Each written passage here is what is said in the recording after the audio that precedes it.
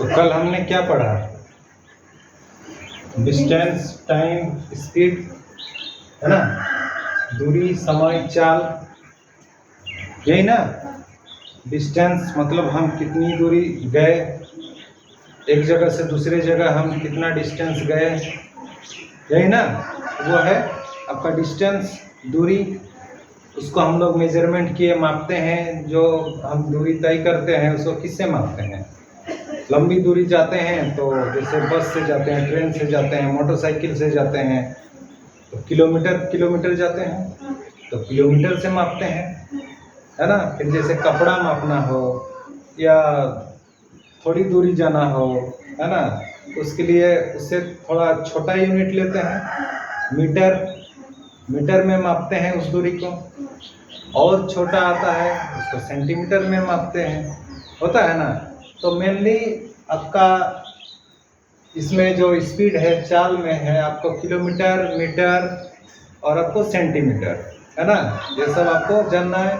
इन तीनों में सबसे बड़ा यूनिट क्या होता है? किलोमीटर, फिर मीटर, फिर सेंटीमीटर, है ना। उसी के जैसा आपका टाइम भी है, समय भी है ना। हम कहीं जाएंगे, कोई डिस्टेंस को तय करेंगे, कोई दूरी को हम तय करेंगे, है ना। यहाँ से हम दूर जाते हैं, ट्रेन से सफ़र करते हैं, हाँ, 200-300 किलोमीटर जाते हैं ना। हाँ, मोटरसाइकिल से जाते हैं हम लोग 30-40 किलोमीटर तक जाते हैं, बस से भी जाते हैं वैसे ही, तो किलोमीटर जाते हैं। तो समय हमारा क्या लगता है? उसमें जाने में हमको घंटों लगते हैं, हाँ। तो किलोमीटर के साथ घंटा हम लोग लेते हैं समय में, ठीक है। तो उस हिसाब से अगर हमारा दूरी हम घंटा में ले रहे हैं तो समय हम किससे लेंगे? घंटा में लेंगे, ठीक है। फिर उसी तरह दूरी जैसे मीटर में रहता है, हाँ, तो मीटर मतलब सामने होता है, तो सामने जाने के लिए समय भी तो कम ही लगेगा, हाँ। तो उसके लिए हम जो है मिनट भी लगता है मेरा, या सेकंड भी लगता है मेरा, ठीक है। तो मिनट भी होता है, सेकंड भी होता है, समझ में आ रहा है। तो टाइम के लिए एक हो गया सबसे बड़ा यूनिट घंटा, फिर उसके बाद मिनट और सेकंड, है ना। फिर उसी तरह स्पीड यही दो चीज से डिपेंड है कि कोई दूरी हम जितनी दूरी तक गए उसमें कितना समय लगा, है ना। तो उसी हिसाब से कि उस यूनिट टाइम में हम कितनी दूरी तय किए, हमारा स्पीड निकलेगा, यानी कि चाल निकलेगा, यही ना। तो यही चीज़ फिर आपको बताया गया कि और जैसे स्पीड है हमारा किलोमीटर प्रति घंटा में, अब उसको आपको बदलने के लिए कहेगा कि इस स्पीड को मीटर प्रति सेकंड में चेंज करो, है ना। तो बस कुछ नहीं, जैसे किलोमीटर प्रति घंटा है तो मीटर प्रति सेकंड में चेंज करो, तो कुछ नहीं, किलोमीटर को किस में चेंज करना है? मीटर में, है ना। और इसमें जैसे प्रति घंटा यानी टाइम घंटा में दिया है, तो घंटा को चेंज करना है किसमें? हमको चाहिए सेकंड में, तो घंटा को सेकंड में चेंज करना। उसी तरह जस्ट इसका उल्टा भी क्वेश्चन रह सकता है कि तुम्हारा स्पीड दिया रहेगा मीटर प्रति सेकंड में, 20 मीटर प्रति सेकंड को 20 किलोमीटर प्रति घंटा में चेंज करो, है ना। तो कुछ नहीं है, इसमें आपको मीटर दिया है, आपको किलोमीटर में चेंज करना है, छोटा यूनिट से बड़ा यूनिट पे जाना है आपको, है ना। तो उसमें आपको डिवाइड करना होगा 1000 से, है ना। 1 मीटर बराबर 1/1000 किलोमीटर, हाँ। उसी तरह यहाँ सेकंड में दिया तो 1 सेकंड बराबर 1/3600 घंटा होगा ना। तो इस तरह से आपको कन्वर्ट करने आप जो है सीखे हैं वो चीज, ठीक ना। अब आगे जो है बहुत ही मजेदार आपका जो है सवाल होगा, है ना, लेकिन उसको समझना पड़ेगा। कल आपको थोड़ा सा डिस्कस किया गया इसके बारे में, रिलेटिव स्पीड, सापेक्ष गति बताया गया था ना। रिलेटिव मतलब क्या होता है? जैसे रिलेशन, संबंधित, ठीक है। रिलेटिव का मतलब क्या होता है कि रिलेटिव अकेले से नहीं होता है, रिलेटिव के लिए आपको 2 चाहिए, 3 चाहिए, होता है ना। तो अगर कोई 2 चीज है ना, 2 चीज है तो इसका इसके रिस्पेक्ट में और इसका इसके रिस्पेक्ट में, होता है ना। हाँ, जैसे आपको हम ट्रेन का एग्जांपल देते हैं सबसे बढ़िया, ठीक है। ट्रेन, दो ट्रेन है, तो दो ट्रेनें आपका एक तो हो सकता है कि एक ही दिशा में जाए, सेम डायरेक्शन में हो जाए, है ना, या हो सकता है कि दोनों ट्रेनें एक दूसरे के अपोजिट डायरेक्शन में, विपरीत दिशा में है। एक ट्रेन इधर जा रही है तो एक ट्रेन आगे तरफ से आ रही है ना। तो दो कंडीशन हो सकता है। तो इस तरह की स्थिति में, है ना, इस तरह की स्थिति में हम रिलेटिव स्पीड कैसे निकालेंगे उस समय, मतलब एक ट्रेन दूसरी ट्रेन को क्रॉस करेगी, पार करेगी, ठीक है, या अपोजिट डायरेक्शन से आएगी, उसको कहते हैं क्रॉस करना, है ना। और सेम डायरेक्शन में अगर उसको पार करना हो उसको कहते हैं ओवरटेक करना, ठीक है। ओवरटेक करना मतलब क्या, एक ही दिशा से, ये पीछे है मान के चलो, ये आगे है ट्रेन, तो ये स्पीड से जा रहा, हाई स्पीड से जा रहा, एक समय ऐसा आएगा कि इसको कहता है कि ओवरटेक कर दिया, मतलब एक ही दिशा से जा रहा, इस ट्रेन को पार कर रहा, तो उसको क्या कहते हैं, ओवरटेकिंग, ओवरटेक किया, है ना। तो वही चीज है कि अगर इधर से ट्रेन एक आ रही है तो ये ट्रेन इसको पार करेगी और ये ट्रेन इसको पार करेगी, तो इसको कहते हैं कि ये ट्रेन इसको क्रॉस कर गई, ये ट्रेन इसको क्रॉस कर गई, ठीक है। हाँ, तो दोनों ही कंडीशन में हम देखेंगे क्या, रिलेटिव स्पीड, ठीक। तो कल हमने बताई थी, पहला कंडीशन है आपका सेम डायरेक्शन में, हम लेंगे सेम डायरेक्शन, यानी कि एक ही दिशा में हमारा वस्तु जो है गति कर रही है, ठीक है। हम ट्रेन को ले रहे हैं, हाँ, तो एक हमारा मान के चलिए कि ये ए है, ठीक है, और एक जो है हमारा ये बी है। दोनों का एरो साइन देखो एक ही दिशा में है, हाँ। इसकी स्पीड हम कहते हैं कि ये भी ए की स्पीड से जा रही है, ये भी बी है इसकी स्पीड, बी फॉर वेलोसिटी, यानी कि स्पीड ही होता है, ठीक है। ये ए का स्पीड है, ये बी का स्पीड है, एक ही दिशा में जा रहा है। अब मान के चलो कि आगे पीछे दोनों जा रही है ट्रेन, हाँ, तो पीछे वाला उसको ओवरटेक करेगा, पार करेगा, ठीक है। तो पीछे वाला का स्पीड ज्यादा होना चाहिए, हाँ, स्पीड ज्यादा होना चाहिए ना, तभी ना उसको पार करेगा जी। स्पीड अगर वो उसका कम होगा इसके तुलना में, तो ये कभी उसको पार कर पाएगा, कभी भी पार नहीं कर पाएगा, हमेशा दूरी बढ़ते जाएगा दोनों के बीच, है ना। तो उसको अगर पार करना है तो इसकी स्पीड को हमेशा ज्यादा होना है या फिर इसकी स्पीड को ज्यादा होना है, दोनों में से किसी की एक की स्पीड को ज्यादा होना है। तो हम मान के चलते हैं कि यहाँ पर बी की स्पीड ज्यादा है, ठीक है। यहाँ हम मान के क्या चलेंगे कि बी की ये इसकी स्पीड ज्यादा है, ठीक है। तो इस कंडीशन में बी का रिलेटिव स्पीड हम निकालेंगे, किसका, बी का, ये पार करेगा ना इसको, तो बी का रिलेटिव स्पीड हम निकालेंगे ए के तुलना में, ए के सापेक्ष में, है ना। तो रिलेटिव स्पीड बी का किसके सापेक्ष में, ए के सापेक्ष में, इस ट्रेन के सापेक्ष में, तो हम बी का निकालेंगे। तो यहाँ हम रिलेटिव स्पीड निकालेंगे,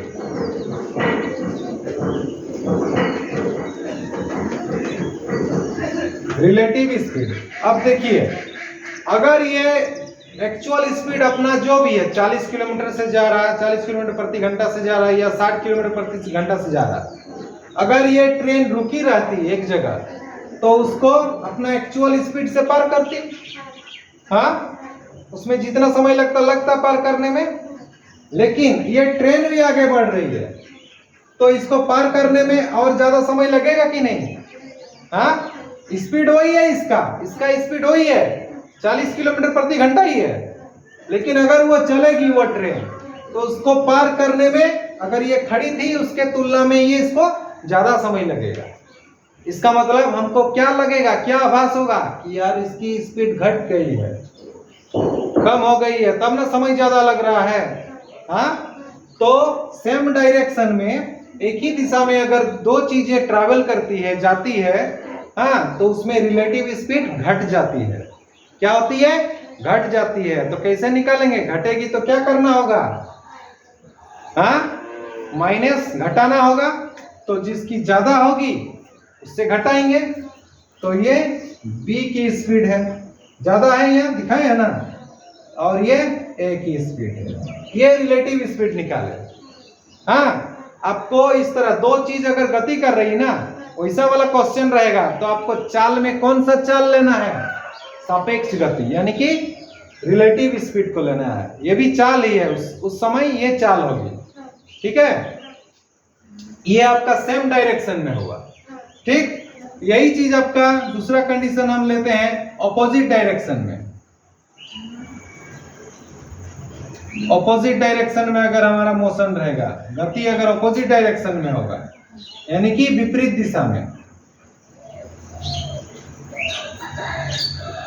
अगर हमारा गति विपरीत दिशा में हो रहा है, ठीक है, विपरीत दिशा मतलब ये देखो, ट्रेन ए इधर जा रही है और ट्रेन बी इधर आ रही है। ठीक है, ये स्पीड ए से आ रही है, ये स्पीड बी से आ रही है। बी, इसका स्पीड भी, इसका स्पीड भी है। हाँ, अब देखो, स्पीड चाहे इसका कम हो चाहे इसका कम हो, है ना, एक दूसरे को पार करेगा ही। अपोजिट डायरेक्शन में स्पीड किसकी ज्यादा होगा किसकी कम होगा उससे कोई मतलब नहीं है, एक दूसरे को पार करेगा ही। बात समझ में आ रही है? हाँ, तो यहाँ पर रिलेटिव स्पीड क्या होगा? अगर मान के चलो रिलेटिव स्पीड यहाँ क्या होगा? यहाँ देखो, अपोजिट डायरेक्शन में है, ये ट्रेन इधर जा रही है, हम कहेंगे कि जो ट्रेन बी है, ए को पार करने में हाँ कम समय लगेगा कि ज्यादा समय लगाएगा? हाँ, अरे इसको पारे ना करना है तो इसको तो आसान हो रहा है, ये तो उधर भागे रहा है पीछे तरफ, तो इसको आसान ना हो जाएगा पार करने में, माने बड़ी फास्ट पार हो गया कहेंगे, बड़ी तेजी से पार हो गया कहेंगे, लेकिन उसका एक्चुअल स्पीड में कोई बढ़ा नहीं। यहाँ जो स्पीड था यहाँ भी वही स्पीड है, बढ़ा नहीं, लेकिन यहाँ पर लगा, बड़े मेहनत लगा उसको पार करने में, बड़ा समय लगा उसको पार करने में, मतलब वहां पर स्पीड उसका स्लो हो गया लगता है, तो वहां घट गया था स्पीड। यहाँ पर क्या होगा? इसको पार करने में बड़ी आसानी से पार कर लेगा, बहुत जल्दी से पार कर लेगा, मतलब समय कम लगा, तो कहेंगे कि इसकी रिलेटिव स्पीड बढ़ गई है, स्पीड बढ़ गया तब ना ये जल्दी से पार हो गया, स्पीड बढ़ेगा तभी ना जल्दी से जाएगा वो। हाँ, तो इसकी स्पीड बढ़ गई है, तो स्पीड बढ़ेगी तो क्या करना होगा? हमको ऐड करना होगा, रिलेटिव स्पीड में ऐड करेंगे, दोनों का स्पीड को जोड़ देंगे। इतनी सी बात समझ में आई आप लोग को?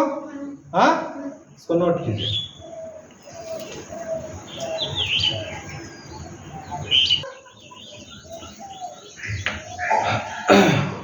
अब ये जो रिलेटिव स्पीड का मीनिंग हम लोग जान गए। हाँ, अब इसी से रिलेटेड ट्रेन से संबंधित हम जो है सवाल करेंगे। ठीक है, ट्रेन में भी आपका दो कंडीशन रहेगा। एक कंडीशन रहेगा, मान के चलो कि ट्रेन जा रही है, तो उसका जो ट्रैक रहता है ना, ट्रैक के दोनों साइड आपका खंबा गड़ा रहता है, पोल रहता है ना। अब पोल जो है ऐसा खड़ा रहता है, आप कहता है कि ट्रेन उस पोल को पार करने में कितना समय लगाएगा। ठीक है, तो उस कंडीशन में आपको समय उसका निकालना है। ठीक, या फिर ऐसा होगा कि अगर प्लेटफॉर्म है, स्टेशन में प्लेटफॉर्म रहता है, प्लेटफॉर्म मतलब आदमी जहाँ पर वेट करता है खड़ा होकर, वो जगह हो लंबी होता है, मीटर में रहता है, किलोमीटर में रहता है ना। हाँ, तो उस प्लेटफॉर्म को पार करने में ट्रेन को कितना समय लगेगा। ठीक है, बात समझ में आ रही है? या फिर दो ट्रेनें हैं, दो ट्रेनें एक दूसरे के सेम डायरेक्शन में जा रही, अपोजिट डायरेक्शन में, ये जैसे बताए।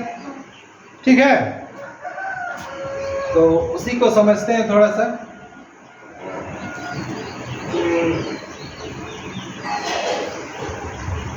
अब खंबा और प्लेटफॉर्म की बात हम इसके बाद करते हैं, पहले हम दो ट्रेन से जुड़ी हम सवाल को देखेंगे। ठीक, मान के चलो ये आपका एक केस बनता है, एक स्थिति ये बनेगी ना कि सेम डायरेक्शन वाला हम लेंगे, ठीक। यहाँ पर हम सेम डायरेक्शन वाला लेंगे, सेम डायरेक्शन में एक ट्रेन आपका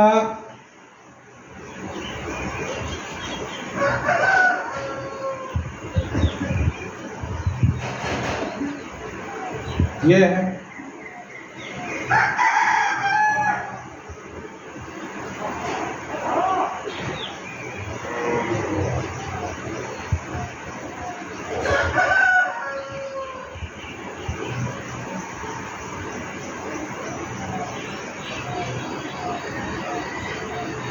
है ना।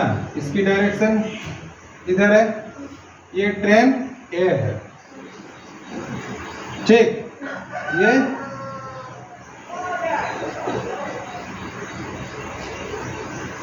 इस अपने ट्रैक पे जा रही है, ठीक। और दूसरा ट्रैक यहाँ है, इधर भी एक ट्रेन जो है आपका आ रही है ना। ये आपका मान के चलो कि ये ट्रेन यहाँ पर है, ये इंजन है ना, ठीक है। सॉरी, ये इंजन नहीं है, ये इंजन है, आगे वाला, ठीक है। एक ट्रेन ये देखो, इसके इसी के सीध में है, इसका जो टेल है ना, तो इसका माथा, इसका इंजन जो है, ये ट्रेन का इंजन, इसका टेल तक पहुंचा है, ठीक।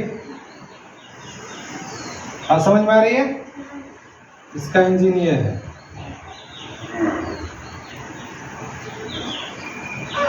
ठीक।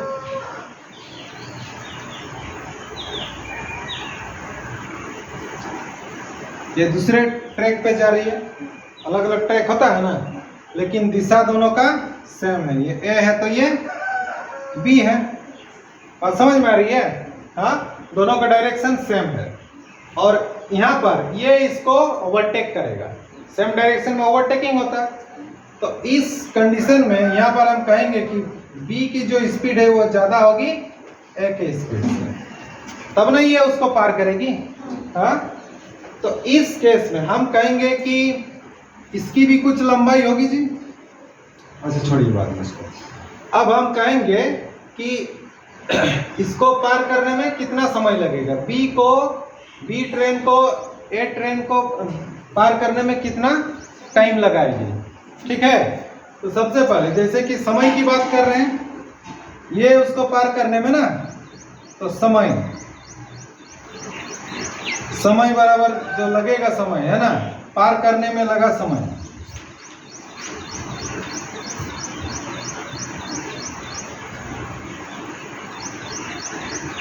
इसको पार करने में लगा समय निकाल रहे हैं ना, तो समय इक्वल टू क्या हो जाएगा, टाइम इक्वल टू क्या होगा,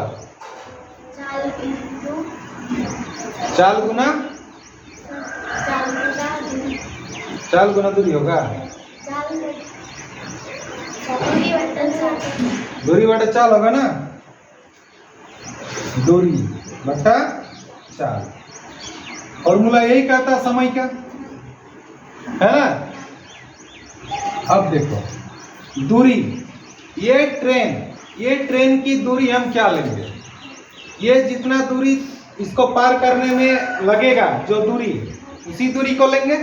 तो कौन सा दूरी होगा, ध्यान दो, ये ट्रेन जैसे ही यहाँ पहुंचा, इस ट्रेन का पीछे वाला हिस्सा तक इसका इंजन पहुंचा, अब यहीं से गिनती शुरू हो जाएगा टाइम। अब वो भी तो आगे बढ़ रहा है जी, तो इसकी स्पीड ज्यादा है, जाएगा इस तरह से।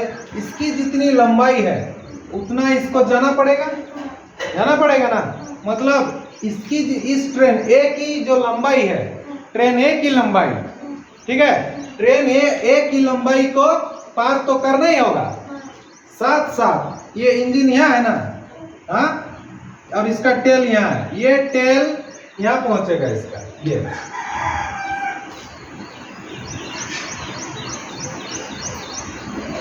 ये ट्रेन बी है जी, ठीक है, अब ऐसा हो जाएगा तो हम कहेंगे पार कर गया। ठीक है, तो इस स्थिति से इस स्थिति, ऐसी स्थिति जो हुआ तो इसमें आपका कितनी दूरी ये तय किया।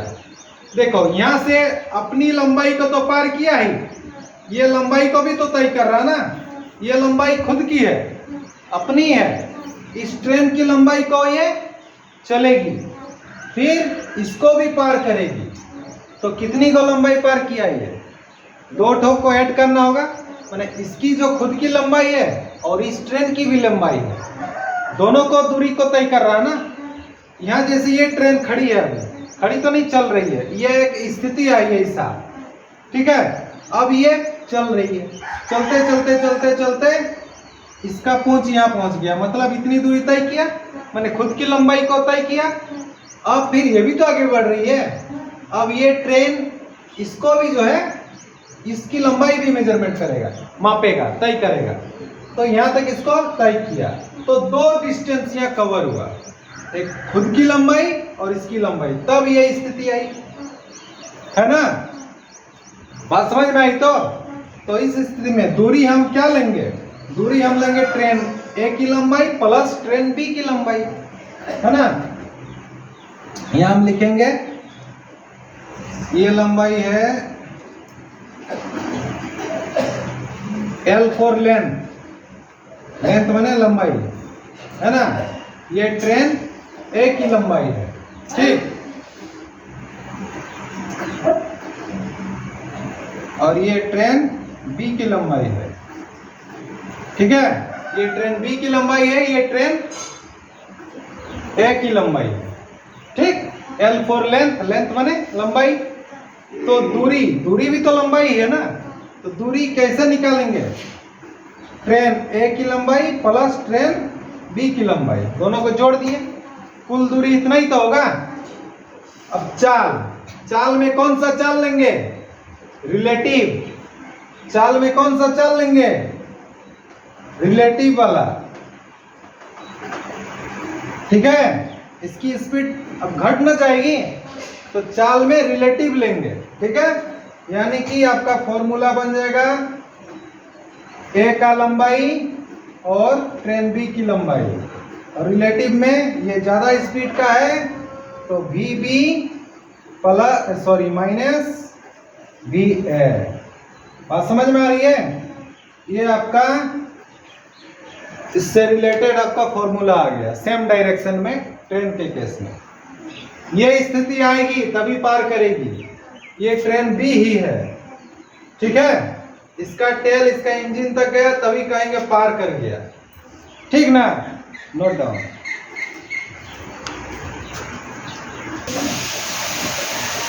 ये समझ में आ गया? हाँ, अब केस नंबर दूसरा, ठीक।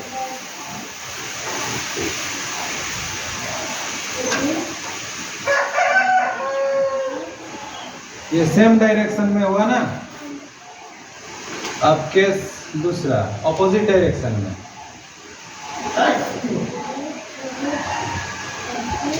ऑपोजिट डायरेक्शन का हम बात करेंगे, यानी कि विपरीत दिशा, ठीक ना। इसमें एक ट्रेन इधर से आ रही है, इंजन है इधर, इधर से आ रही है, फिर ये सब बोगी है इसका,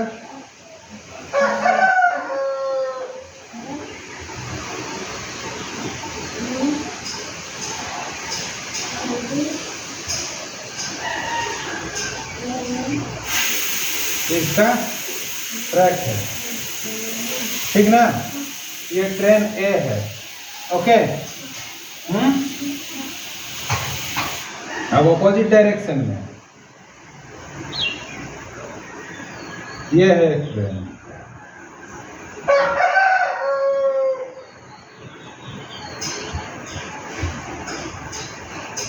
ये इधर जा रही है, एक दूसरे का ऑपोजिट हुआ ना।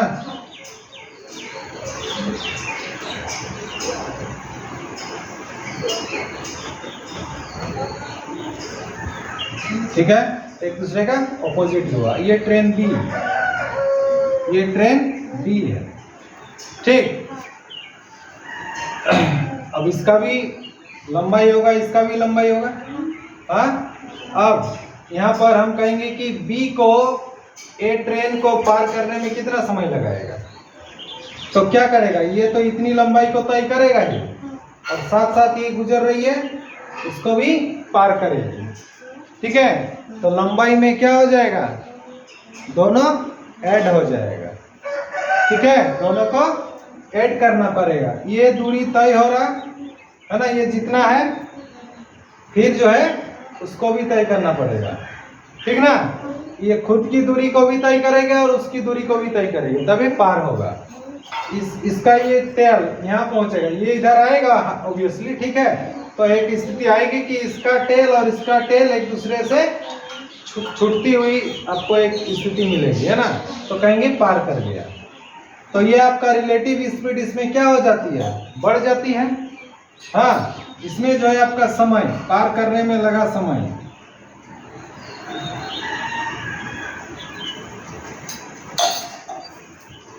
समय बराबर दूरी बटा चाल,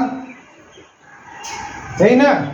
दूरी में हम क्या लेंगे, ट्रेन की लंबाई, ए की लंबाई और बी की लंबाई, या चाल में कौन सा चाल लेंगे,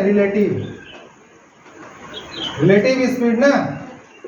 हाँ, यानी कि A train B train, relative speed में क्या होता है, इसमें ऑपोजिट डायरेक्शन में रिलेटिव स्पीड क्या होगा, प्लस होगा।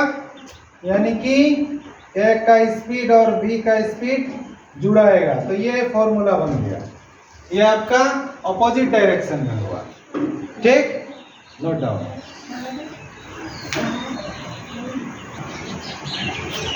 ठीक है, ये दो ट्रेन से रिलेटेड आपका प्रश्न इस तरह से रहेगा। आपका ट्रेन एक भी रह सकती है, ट्रेन एक रहेगी, लेकिन आपको प्लेटफॉर्म से उसका रहेगा क्वेश्चन, या फिर खंबा से रिलेटेड रहेगा, ठीक। खंबा को पार करना है या प्लेटफॉर्म को पार करना है, ये दो केस अभी देखेंगे।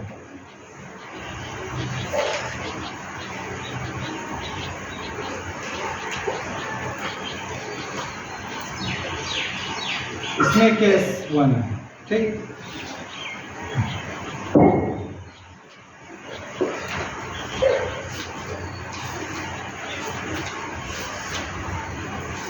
खंबे को पार करना, एक केस है खंबे को पार करना, ठीक है। अब देख, ट्रैक के साइड में खंबा रहता है। खंबा कैसा रहता है, इस तरह लंबा पतला रहता है ना।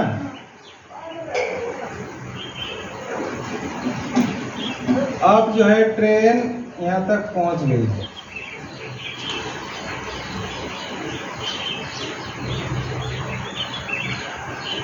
ठीक ना, इंजन है।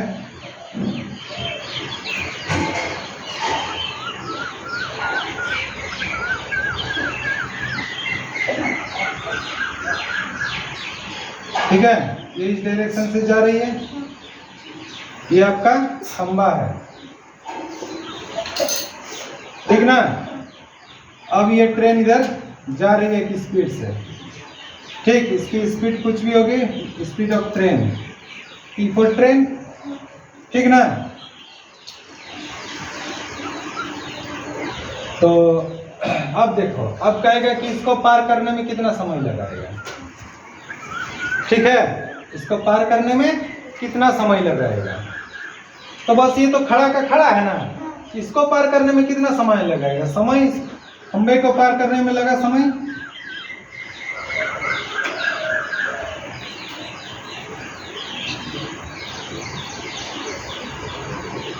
खंबा को पार करना, समय बराबर क्या हो रहा, दूरी बटा चाल। तो यह दूरी कितना होगा जी, कितना दूरी तय करेगा खंबा को पार करने में।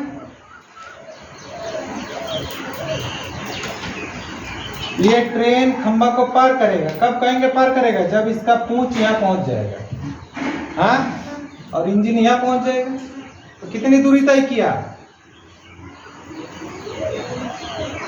अपनी लंबाई को ना तय किया, ट्रेन जितनी लंबाई होगी हाँ उतनी दूरी पार करना होगा खंबा को। मतलब दूरी में हम क्या लेंगे? ट्रेन की लंबाई, है ना? क्या लेंगे? ट्रेन की लंबाई। ठीक है, यानी कि हम कहेंगे इसको लेंथ ऑफ टी, ट्रेन। ठीक है, चाल, चाल क्या लेंगे? ट्रेन की चाल। यहाँ तो कोई रिलेटिव नहीं ना हो रही, तो खड़ा का खड़ा है ना। हाँ, तो ट्रेन की चाल। बात समझ में आ रहा है? हाँ, तो ये तुम्हारा एक स्थिति आई। दूसरी केस 2।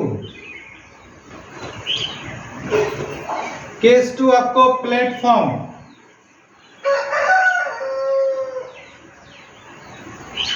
प्लेटफॉर्म को पार करने में, पार करना, प्लेटफॉर्म को पार करना है। प्लेटफॉर्म आपका स्टेशन में वो भी एक ही जगह रहता है, वो जमीन ना है। हाँ, ये आपका प्लेटफॉर्म है। ठीक है, ये आपका क्या है? प्लेटफॉर्म है। यहाँ पब्लिक लोग खड़े रहते हैं चढ़ने के लिए। प्लेटफॉर्म में रहते हैं ना, तब ना वो चढ़ेंगे। ये क्या है? प्लेटफॉर्म। यही है प्लेटफॉर्म। ठीक, अब ट्रेन यहाँ पहुंच चुकी है इस छोर तक। ठीक,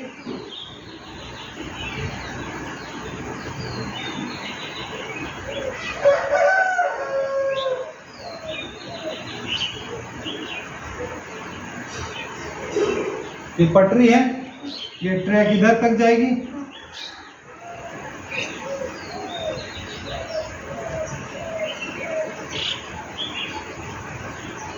ठीक है, इसकी डायरेक्शन किधर है?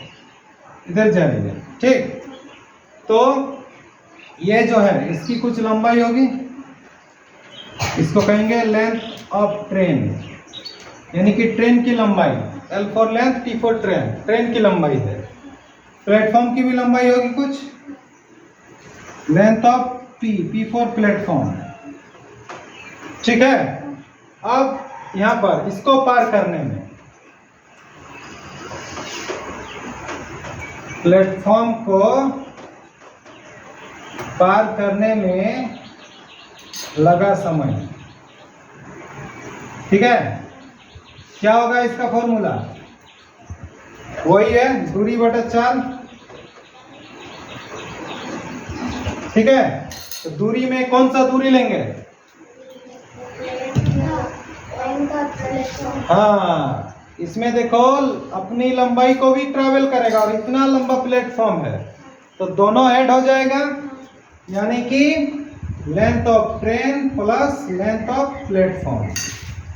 ठीक है, ऐड हो गया। चाल, चाल किसकी लेंगे? ट्रेन की, VT, है ना, स्पीड ऑफ ट्रेन। ठीक है ना, तो ये तुम्हारा दो कंडीशन में आपको ये चीज याद रखना। आपका पूरा ट्रेन से रिलेटेड आपका चाल, दूरी, समय, चाल, ये आपका क्वेश्चन बड़ा इजी से आपका बन जाएगा, बड़े आसानी से बनेगा। ठीक ना, बस ठीक है। अब एक क्वेश्चन उस पर देखते हैं। जैसे एक क्वेश्चन है, 72 किलोमीटर प्रति घंटा की चाल से चलने वाली एक रेलगाड़ी एक खंबे को 10 सेकंड में पार करती है। ठीक है, रेलगाड़ी की लंबाई क्या होगी? ठीक, तो कुछ नहीं, क्या क्या दिया है? एक ट्रेन है, उसकी चाल दिया है, यानी कि दिया है कि ट्रेन की चाल, यानी कि उसको हम VT कहेंगे। ट्रेन की चाल कितना है? 72 किलोमीटर प्रति घंटा, है ना। वो एक खंबे को पार कर रही है, कितना टाइम लगा रही है? हाँ, समय, पार करने में समय, खंबे को पार करने में समय। ठीक है, कितना ले रही है? 10 सेकेंड। ठीक, तो ट्रेन की लंबाई हमको चाहिए, क्या निकालनी है? ट्रेन की लंबाई यानी कि लेंथ ऑफ टी, ट्रेन, ये हमको निकालनी है। ठीक, तो चाल और समय दिया है, तो दूरी, दूरी यानी कि ट्रेन की लंबाई। हाँ, फॉर्मूला जैसे हम समय निकालते थे, समय का फॉर्मूला क्या होता था? ट्रेन की लंबाई बाई चाल। हाँ, जैसे हमारा फॉर्मूला क्या बनता है? जैसे दूरी, दूरी, दूरी ही है ना क्या? LT क्या चीज है? दूरी ना है। हाँ, ट्रेन की लंबाई वही ना दूरी है, तो दूरी बराबर क्या फॉर्मूला होता है? चाल गुना समय, चाल गुना समय ना। चाल, चाल कितना दिया है? 72 किलोमीटर प्रति घंटा, समय है 10 सेकेंड। तो देखो ये सेकंड में है, तो इसको भी सेकंड में चेंज करो ताकि ये मीटर में आए, क्योंकि ट्रेन की लंबाई मीटर में ज़्यादातर रहेगी। तो इसी को चेंज करो, 72 किलोमीटर को चेंज करने के लिए क्या होगा? 1000 मीटर बटा 3600 सेकेंड, और ये 10 सेकेंड है ही, है ना?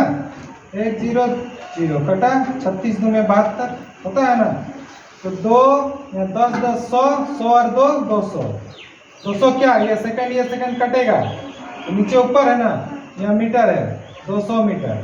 तो LT यानी कि ट्रेन की लंबाई निकल आया कितना? 200 मीटर। ठीक,